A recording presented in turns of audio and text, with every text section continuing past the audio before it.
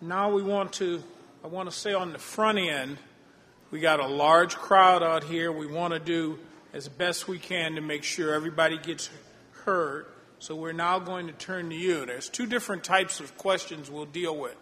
First is, if you want to tweet in a question, as Renata said, let me give you the hashtag. It's hashtag #ResetNashville. So if you want to tweet in a question, we have a team that's working in the back that'll field those questions to me. In addition, we're going to take questions from the audience. So if you have a question, raise your hand. We have a team of folks out with microphones that will direct them to you to take those questions. Two ground rules, and they've asked me to be the enforcer of that, and I will do that. Keep your questions short, and also make sure that you are civil and respectful. With that, do we have a first question?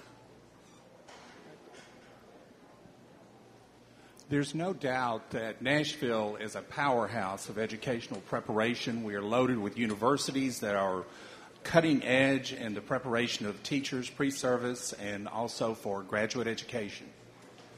My question is, we continue to focus on the data, we continue to focus on the vision, we continue to focus on what we call the student.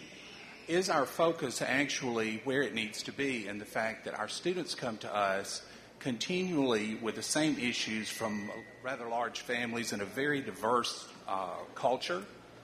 Are we really solving problems so that the generations that are siblings that come to us are not experiencing those same issues?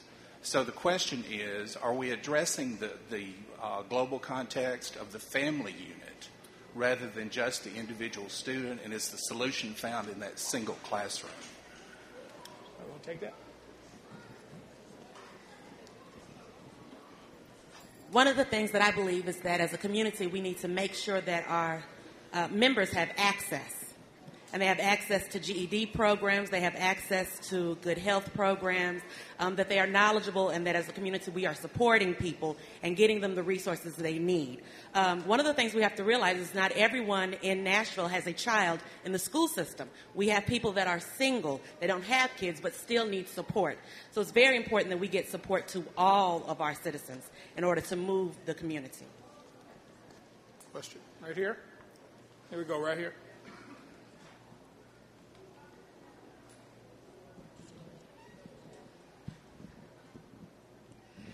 Each of you talked about the customized design of instructional strategies for students who learn differently.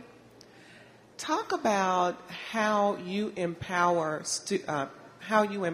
teachers to design instructional strategies that motivate learning and expose the greatness in students. In your own ways, each of you talked about that. How does that play out?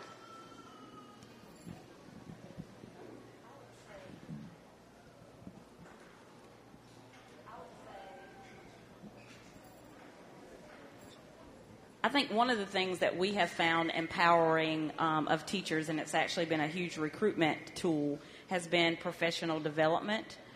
We also give teachers bonuses to come and to stay in Project Lift, but if you ask our best people why they come and why they stay, it's the opportunity for professional development and leadership. And so I think providing teachers the support and the continuous learning that they want and need is one way. You have to make sure teachers have the data that they need so they know what the students' needs are. Those are two ways that I think, when I think about empowering, that's what I think about. And I think for us, we have a support team that's subject specific, but our mantra and our philosophy is take what you like and take what you like and leave the rest.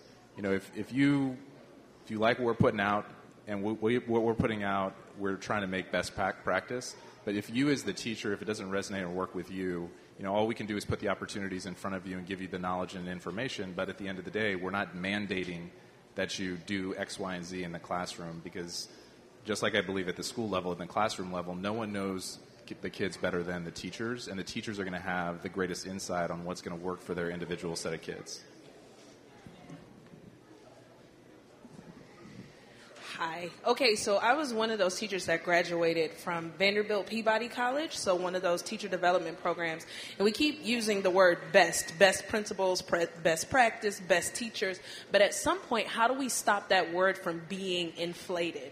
How do we stop all of our best teachers from going to one place? How do you all propose that we create best from within and not mismanage the resources of whatever a good teacher or a best principal is? How are we going to, with 89,000 students, make sure that the best is everywhere and not just concentrated in one place? So I mentioned opportunity culture. We were one of the first places in the nation, 5 places in the nation to implement opportunity culture. Opportunity culture is a pathway opportunity for teachers so that they don't have to leave the classroom to make the money that they deserve. And so with opportunity culture and creating teacher positions like a multi-classroom leader, blended learning, expanded impact teacher, it gives teachers an opportunity to not only earn more money, but earn more money because you're impacting more kids than just the traditional 25 kids in a classroom. And so what we've seen from that is over the last year we've had 700, 800 applicants for 27 positions. And obviously all of those teachers, everybody doesn't get an opportunity culture position, but we also get a second tier of people who come, who were great. They just didn't get one of the 27 jobs. They come and they're great and they're ready for the pipeline of the next group of opportunity culture teachers. So you have to create a value proposition where people want to come and a culture where people want to come. So I think that's a really important question. I think sometimes in education we have a tendency to try to rearrange the deck chairs, and what we're trying to do, I think, is a few things. One, really find the best professional development for all of our teachers. The reality is 90% of professional development out there is absolute garbage. And teachers would walk over broken glass to get something that they could bring back to their classroom. And the second thing is sometimes the best ideas and practices are actually within the teachers. And so we provided all kinds of opportunities for our teachers to share with each other. And that's beyond just making common assessments. It's talking about the actual, how did you teach this? How did I teach that? And coming up with the best ways. And so I think we have to kind of build the capacity of our teaching force and limit that variation, which is what I talked about earlier as well. Okay. Got a question that was tweeted in. Some communities and schools are more stable than others. How do we address student mobility?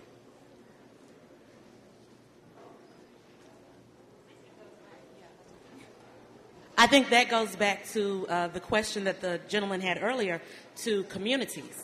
We need to make sure that all Nashvillians have access to quality jobs. All Nashvillians have access to quality health. All Nashvillians have access to quality communities to live in. So you're not forced to pick and choose, but you're happy to stay where you are because you know where you are has a quality education, has quality access to health, has quality transportation, has quality access to a great community. Other questions out there? We got one right here. Bring up here. Sally? Thank you. Quality of teachers is obviously on everybody's mind. How much of an issue is teacher prep in college? Good question.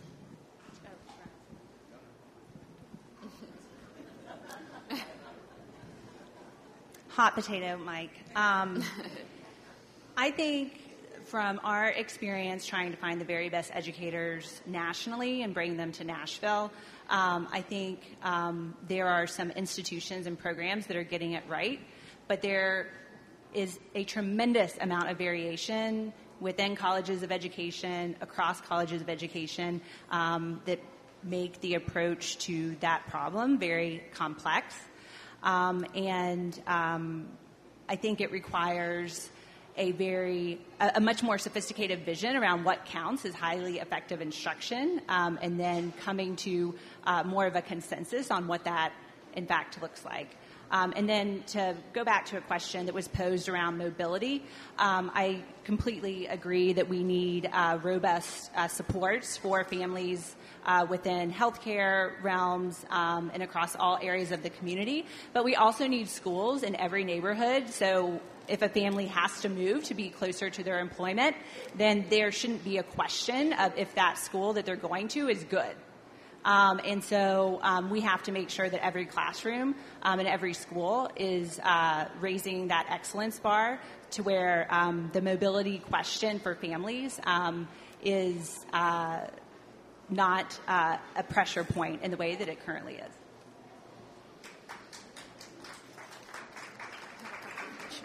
You got someone right over here, right here. Great. We've had a lot of discussion today about teachers, education, and I appreciate what you guys do every day. It's really hard. But what I think in Nashville that's been missing is a lot of the parents are really poor consumers of education. They don't really understand what a good quality education is.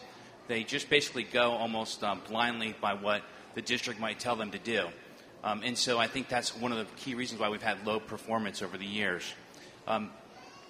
How do you define quality in a community, and how do you get parents who really don't understand yet to understand what a quality education is to get their kids over the hurdle?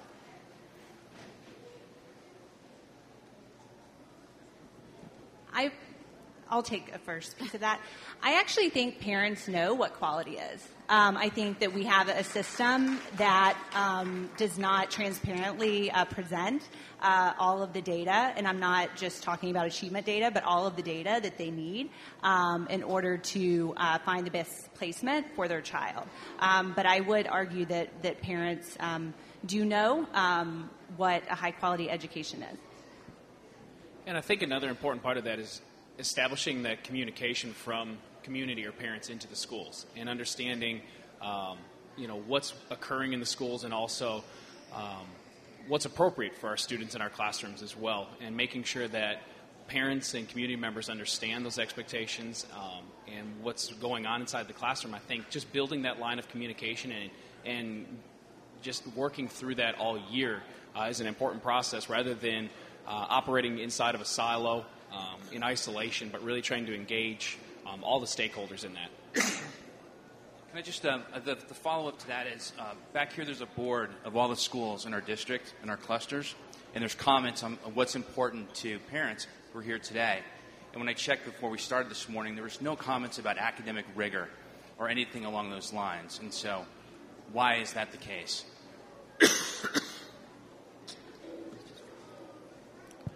I think that goes back to your previous question, which is, what is rigor?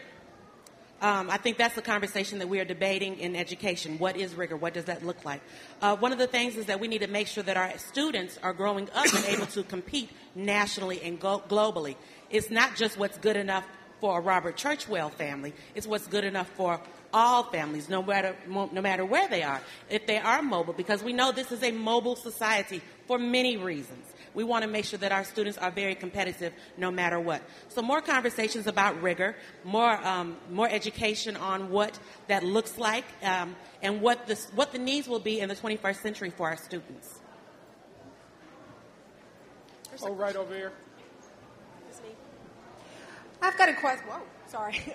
I've got a question. I appreciated your comments earlier about the fact that everything isn't, the test score is not the be-all and all, and we can't narrow our focus on education to that. Having said that, I know some people who say they would not enroll their child in metro schools because they think public education is all about the chase for the test score. They think that their child will not have related arts opportunities, different opportunities like that.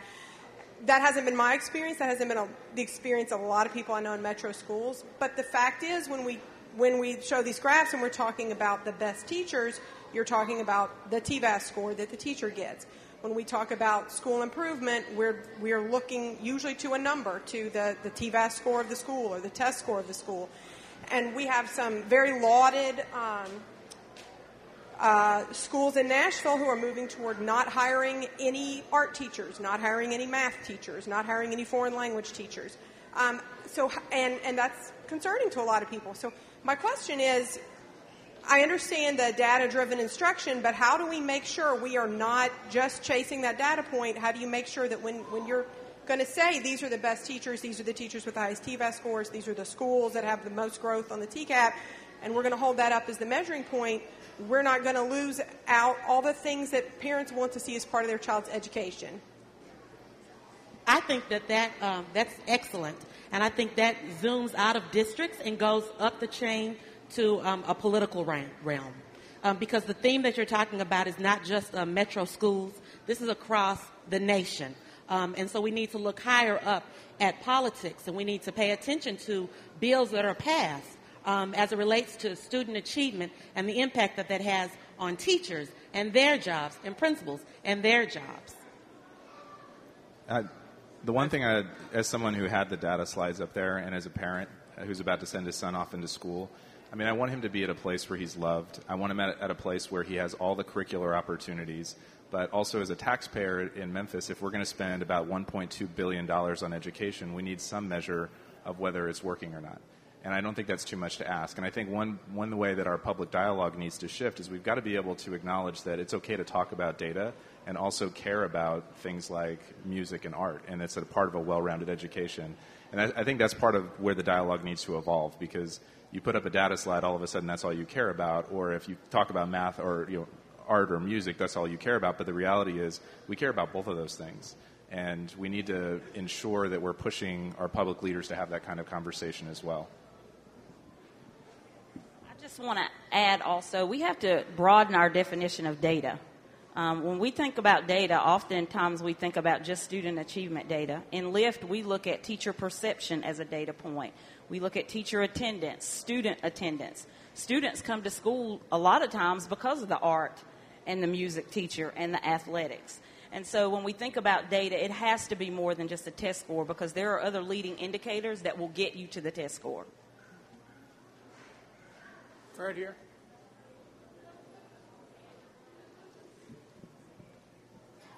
I heard one comment about a longer school day. I don't know who it was. Can someone just touch on the fact of if you've entertained a year-long school calendar when you were restructuring or putting your program together, and your thoughts on that, if there's some data behind if it works, or your feelings on that? Thanks. In Project LIFT, we actually have 3 calendars. We have a traditional calendar. We have a year-round calendar that has the regular 180 days, but with the legislative flexibility, we have year-round calendars that have added 19 additional school days. So not creating a longer day, but creating a longer school year. And that time also includes intersession times in October and in April, where we bring in a partner like Arts and Science Council to provide enrichment opportunities and structured learning environments beyond math and language arts for our students. We're in our second year, so the data is very early on that, but we're literally looking at all 3 of those calendars to see which one is the most value add. We got another question here. Can I just say one thing about that? I think I'm a big proponent of expanded learning time. Can you put your microphone Closer? I'm a big proponent of expanded learning time, but it's got to be time used well. So I've seen many places they've added time and nothing's changed, or they've added 5 minutes to a class. In Lawrence, what we try to do is use that time to close achievement gap, and those are test score measures, but also close opportunity gaps. And those are those kind of high-quality enrichment experiences that suburban kids take for granted that my kids don't always have access to. And so I want my kids to be in debate league and Legos and musical theater and step dancing, and to have all those opportunities. And we need more time so we can close those gaps. Good. Here's a question. Are we using low income as a catch-all phrase? What about zoning? What about competitive pay?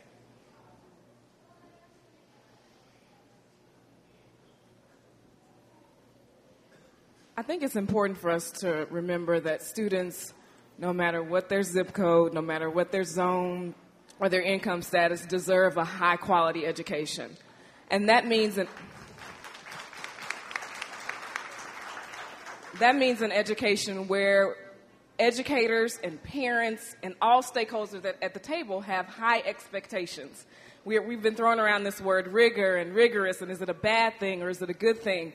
We've got to change our expectations. Our students deserve a high-quality education, which means that, they may have to do something at home. There may be some projects to do at home or some things to think about at home. They may be pushed to read some novels that they may not have had access to before, or to solve some problems that they may not have done before. And so we've got to really, I think, change what we expect for all kids, no matter what their circumstances are. Right here, gentleman right here. He's had his hand up. Hi, we've been talking a lot about poverty. Encoded in the structure of our school system is the idea that if rich and poor families could come together more, we all might do a bit better. Recently, however, in Memphis, in the recent elections, 95% of voters in the ring cities, Germantown, Millington, etc., voted to secede from the central district to go their own way. And that begs the question, perhaps of Brad from Memphis, was that a good development? And you guys are visionaries. What do you see as the role of affluent families as we move to a new era in public education? Thanks. Now this is where I will get into some trouble, I imagine. I think it was a profoundly bad development, and not necessarily because of income, but because of race. I mean, I think you could talk to 100 different people in the municipalities who broke away, and 100 different reasons why they broke away, but they'll be unanimous about one thing. It wasn't about race. So I think in Memphis we have a long way to go to have a productive dialogue about the role of race, class, and privilege in our society. And that was a modern-day example of a community having the opportunity to come together and very quickly deciding that it didn't want to be a part of itself. Right here. Yeah. I wanted to piggyback off of a prior question on the duration of the school hours or school year. In terms of the school hours, what's the optimum or most effective duration? At Metro Public Schools, we have 7 hours. In some of these districts, like in Massachusetts, do y'all operate 7 hours a day, or is it longer? And with Metro Public Schools, are we open to increasing that duration, say by a half an hour, to add more enrichment classes, study halls, preparation for ACT, bringing in guest speakers? Thanks. And I obviously can't speak on behalf of Metro Nashville Public Schools, but I think your question and the previous question about extending time, one thing that will require is a political conversation about making sure that our educators are compensated for that additional time. I think any teacher that I know or any principal would be more than willing to suit up for another month and a half or another hour or two a day.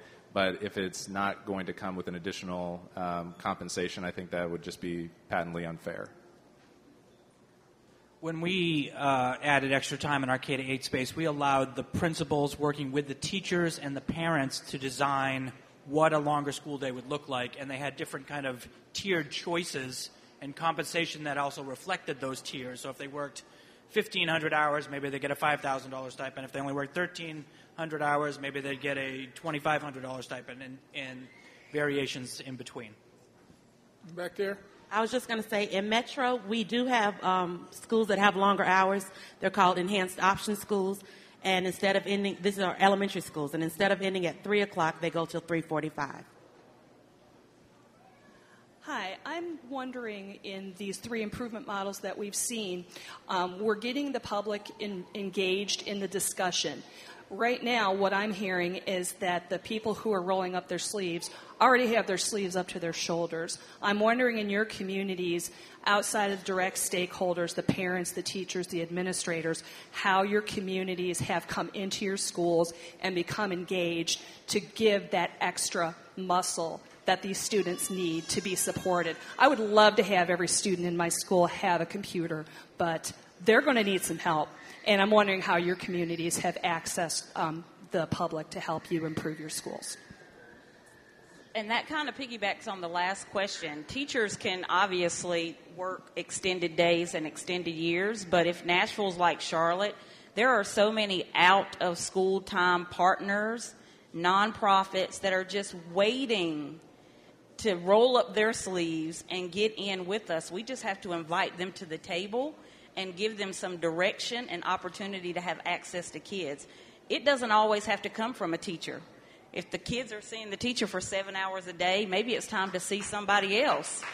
And we have to invite those people into the conversation. Right here. I'm interested in adult behavior, the kind of attributes that you expect of your leadership in schools, your teachers in the classrooms, the attributes, the behaviors you expect that will end up creating the environment in which kids want to be in school, want to learn, will learn from the mistakes they make naturally versus being punished. How do you establish that kind of climate in your schools? What are your expectations for those who are working directly with kids? How do you want them to treat kids?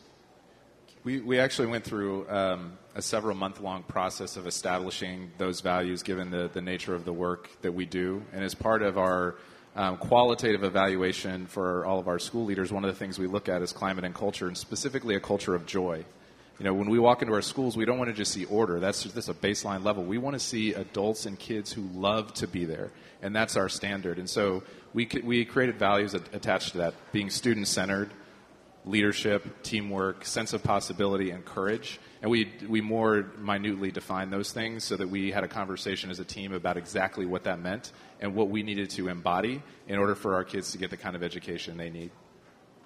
Okay, we got time for one more question, but the folks will be around here to talk individually. So one more question. Why don't we take right here?